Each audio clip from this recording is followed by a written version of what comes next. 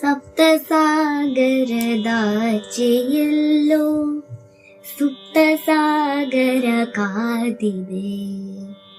ಸಪ್ತ ಸಾಗರದಾಚೆಯಲ್ಲೋ ಸುಪ್ತ ಸಾಗರ ಕಾದಿದೆ. ಮೊಳೆಯದಲೆಗಳ ಮೂಕ ಮರ್ಮರ ಇಂದು ಎಲ್ಲಿಗೂ ಹಾಯಿತೆ.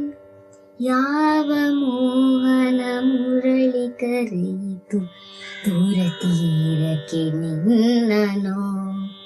ಯಾವ ಬೃಂದಾವನವು ಸೆಳೆಯಿತು ನಿನ್ನ ಮಣ್ಣಿನ ಕಣ್ಣನೋ. ವಿವಶವಾಯಿತು ಪ್ರಾಣ,